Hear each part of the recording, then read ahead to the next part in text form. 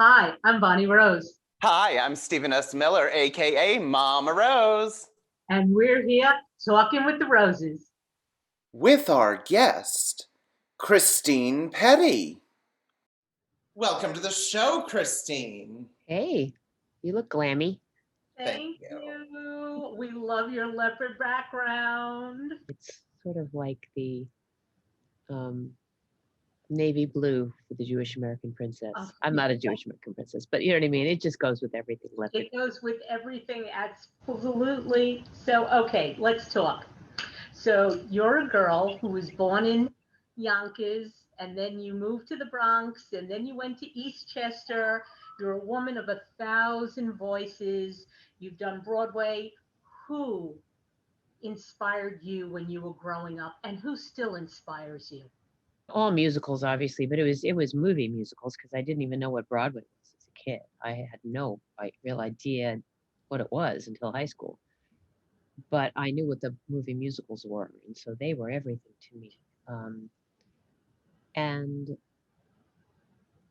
I mean, obviously, it really started more in high school.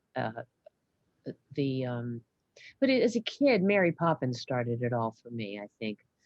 Mary Poppins, I often say, just set the bar really high for me in every respect, or for any kid who saw it growing up.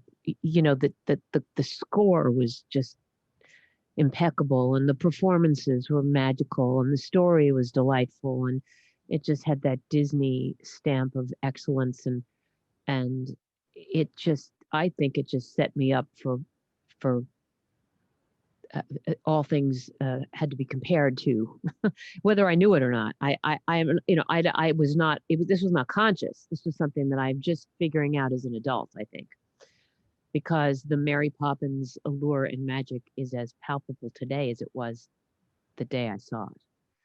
Mm-hmm. And so, in that respect, that I was kind of stunned by all of that, and I think I was obsessed whenever there was a movie musical on. I would be just, there was a 4:30 movie here in New York City, and if it was Gypsy or a musical, and of course it ran till 6:00, but if my mother had dinner ready early, I just wanted to die, because who the heck wants to leave before Rose's turn? Who wants to leave the paneled basement before Rose's turn to have my mother's dry chicken? So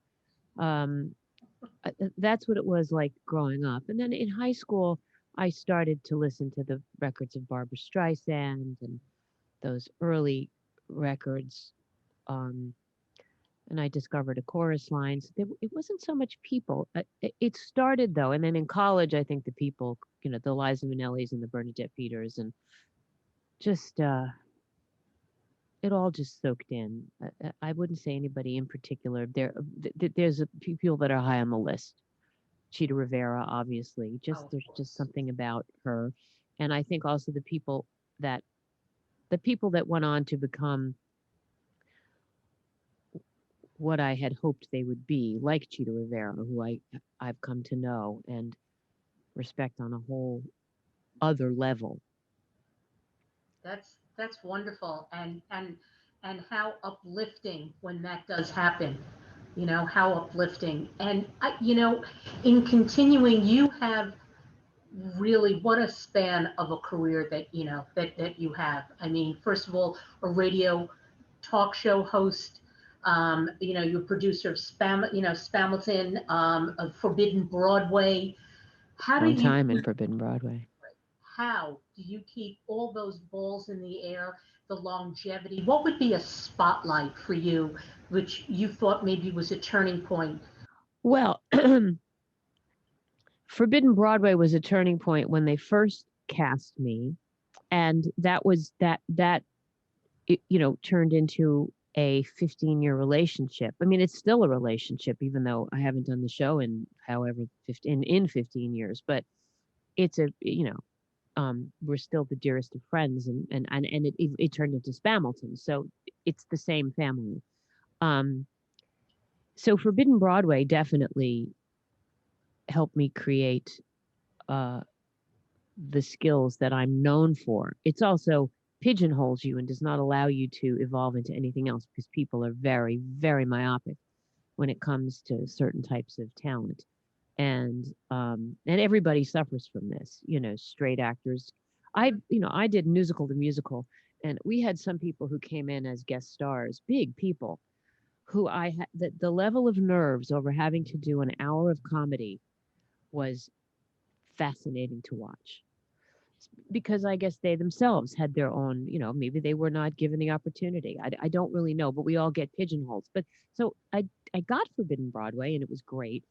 But the real kind of, I guess, turning point was actually Forbidden Hollywood, because we did Forbidden Broadway in New York. It closed 8 weeks after I got there, or 10 weeks after I got there. It closed permanently. And then we took it to Los Angeles for a couple of months, and then, no, for almost a year, actually. And then we started Forbidden Hollywood, and we did that in LA for almost a year. And then we brought it to New York. And that's when I got a Drama Desk nomination. And that's when I really had been given so much great material to do, and everybody came to see it. And that's when I don't know, I think people started to really connect me with the show. And It's a spotlight. That was absolutely a spotlight and a turning point, right, Stephen? Absolutely, absolutely. And I was very fortunate enough to see you in Forbidden Broadway. Unfortunately, I didn't get to Forbidden Hollywood, but I have seen bits and clips and fabulousness. But from, Yonkers to Broadway to Hollywood to New York City, and again, what routines do you do to keep yourself motivated? I have no discipline. I have no routine. I still don't know how to get one. I try. I don't. I try to get up, and I take a lot. I've been doing, because I'm blind in one eye now, and I'm losing my vision in the other. So I'm in a different part of my life, and I'm concerned, justifiably, that my third act is not going to be as productive in the same way that my second act was, because of the very high likelihood that I won't be able to be a performer anymore the way I was. I mean, I can still do concerts, which is great, but as a result, I really study a lot of meditation, and it ain't like wearing Birkenstocks around the house and eating kale and stuff like that. It's still the same old me trying not to buy the Haagen-Dazs, and then, shoving it back in the freezer and going and meditating for 20 minutes, and then, veering, getting closer and closer to the Haagen-Dazs again. It's the same. You're still the same person. You do the things that you have to do. But when you invest expectations in things, it's just, Right. that's the point. So my routine of late is to try and just shed a lot of the angst and the clenching and the forecasting and the what's going to happen to my career, and just, Christine, I can safely say that you are a true inspiration to all of us as artists ourselves, and your career and what you have just said. You are so inspirational, and I thank you from the bottom of my heart as an artist. I've learned a lot from you, your career, seeing you live on stage and everything that you've ever done, from Liza Minnelli to everything fabulous. Do you have anything upcoming? I'm on every day, 9 a.m. to 3 p.m. Eastern on Sirius Satellite Radio. I've been on for, 19 years. It's going to be 19 years in May.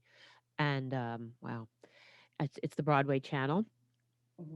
And, I'm just going to investigate the world of more online performances. But I started to do master classes, and I've done them in person, and I love them, but I would welcome them online. I just so love to do master classes, and I want to pursue more of that. And there's another thing that I'm going to start to do, which I'm going to call it a petty party. And people will pay to people will pay to, we'll have a collective conversation if they want to come to my party. I've got to make money. You know what I mean? What advice would you give someone starting out? Oh, calm down. Just calm down. It's what I just said, only you don't believe it when you're younger. But that somebody once gave me this advice. Can I curse? Yeah. All right. He once gave me this advice, and he just said, just don't be an asshole. Just, ask for things, make choices. Don't be afraid to ask somebody a stupid question or be bold, but just don't be an asshole. Mm-hmm. And if you just know that you're gonna stammer and fall and step in shit, and you know what I mean, you're just gonna, stuff will happen to you, because that is life. It's highs and lows and dull periods. Read the book "Oh, the Places You'll Go" by Dr. Seuss. It's all in there. You know what I mean? It's all in there. Green eggs and ham. You like green eggs and ham?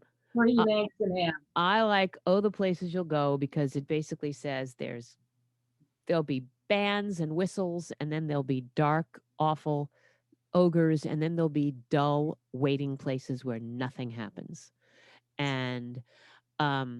And that's just life. So as long as you're not an a-hole, then you'll come down from or out of holes and peaks and valleys and holes and and ditches. And if you just remain the same, it'll keep you humble, and it'll keep you less frenetic. Being very realistic. For years, I paid a waiter. I've done a lot of different things in my career. Different where I am right now, but absolutely. And Stephen has, well, we all have, so, I think this is wonderful, absolutely wonderful, the wisdom that you shared, and also what you're going through. I am sure that you're going to be a beacon of light for many, many people with what's going on with you right now. And I really, honestly, from the bottom of my heart, want to thank you for being here with us today, Christine Pedi. I'm just so welcomed, and that your open heart, you were so wonderful, to share what you did and your experience. Thank you. That's very nice of you. Thank you. I appreciate it. Thank you so much for being our guest today on the show. Thank you. I know you said keep it up and peppy. Keep it funny. I am very funny. Keeping it real. You're keeping it real. And you know what? I think that's what we need now, is keeping, not everything is, look, we're wearing hot pink and you have a leopard background and we have sequins and it's fabulous. Thank you. Well, we're in the middle of a pandemic. This is like the end of the world in some respects, in some people's eyes. And yet, something, I still have to go wash my dishes, and I'm going to watch I Love Lucy later. And we're still doing this. We're still the same people. So, this whole pandemic's been a lesson. Mm-hmm. And please, if you haven't learned a lesson, then you better lock yourself in a room and don't come out until you do. I swear to God, if you can't say, boy, did I learn a lot, then have somebody just shove you some bread and water every now and then until you can, write the list of the things that you've learned from all. I do like butter, but absolutely. And thank you so much for joining us today. This has been a dream come true, and you're an inspiration, and you're going to go on and continue to teach and inspire as we go into the future and the doors begin to open again. And the Oh, you tramp! You're just saying that to impress me. It is just. Can we talk? Joan, darling, can we talk? Joan. So, you. Thank you. Thank you so much, Christine. Thank you, guys. You have been talking with the Roses. See you next time.